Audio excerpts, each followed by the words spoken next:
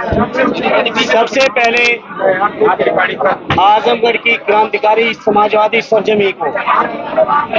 नमन करता हूं। यहाँ की माटी को अपने माथे पर चंदन के रूप में लगा के इस क्षेत्र के लोगों को जो लगातार श्रद्धेय नेताजी के मान सम्मान स्वाभिमान समाजवादी विचारधारा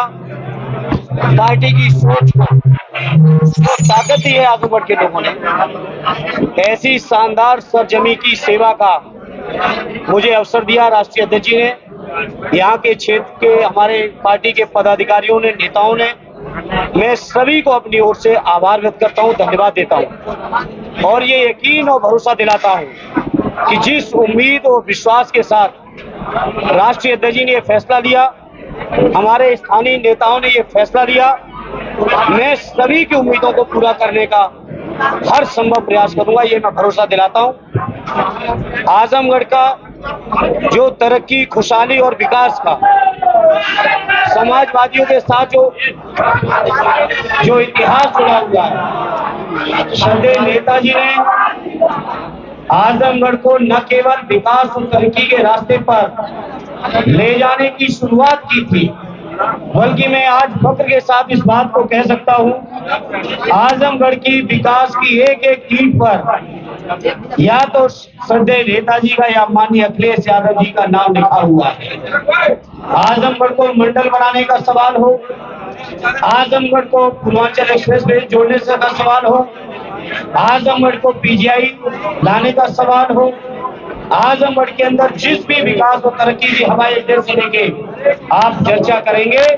तो पाएंगे कि श्रद्धेय नेताजी ने और माननीय अखिलेश यादव जी ने ही इसकी शुरुआत ही नहीं की, बल्कि आजमगढ़ को विकास के रास्ते पे ले गए। जहां एक और नेताजी और माननीय अखिलेश जी या समाजवादी नेताओं ने लगातार आजमगढ़ का ख्याल रखा, वहीं फख्र के साथ मैं इस बात को कहता हूं, चाहे कितनी भी चुनौतियां रही हो, आजमगढ़ के जनमानस ने कभी समाजवादियों को कमजोर नहीं होने दिया। मुझे याद है बचपन से जब मैं श्रद्धेय नेताजी के सानिध्य में रहता था, पढ़ता था, उनके पास रहता था, समाजवादी पार्टी के सामने समाजवादी विचारधारा के लिए अगर कोई भी बड़ी चुनौती आई तो आजमगढ़ की ओर नेताजी ने रुख किया, और जब नेताजी ने आजमगढ़ की ओर रुख किया तो केवल रुख ही नहीं किया, बल्कि आजमगढ़ के लोगों ने समाजवादी विचारधारा को एक नई ऊंचाई देने का हर संभव काम किया है। और मैं समझता हूं मेरे जैसे या किसी भी समाजवादी कार्यकर्ता के लिए आजमगढ़ जैसी शानदार सरजमी की सेवा का, आजमगढ़ के लोगों के बीच रहने का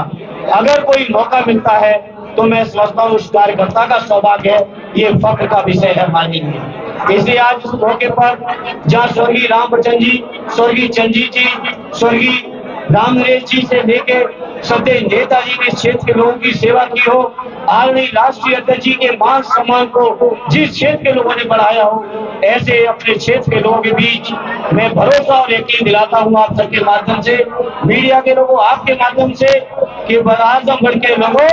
आपकी तरक्की और आपकी खुशहाली में हम अपनी ओर से कोई कोर कसर नहीं रखेंगे। एक अलग बात जो आजमगढ़ में है, जो हो सकता है कुछ जिलों में ना हो, वो एक अलग तेवर है। आजमगढ़ के लोग हमेशा क्रांतिकारी राजनीति का काम किए हैं। आजमगढ़ के लोगों ने हमेशा अन्याय अत्याचार को अस्वीकार किया है, और अन्याय अत्याचार के खिलाफ अगर जंग की कहीं शुरुआत होती है तो ये आजमगढ़ की ही सरजमी है, जहां पूर्वांचल के प्रवेश द्वार के तौर पे आजमगढ़ को माना जाता है। उसी आजमगढ़ के लोगों के बीच आज मुझे फख्र है कि पार्टी ने मुझ पर एक बार फिर यकीन भरोसा करके भेजा है, और मैं पार्टी को और आजमगढ़ के जनमानस को अपनी ओर से आश्वस्त करता हूं कि उनकी हर उम्मीद को पूरा करने का अपनी ओर से हर संभव प्रयास करूंगा।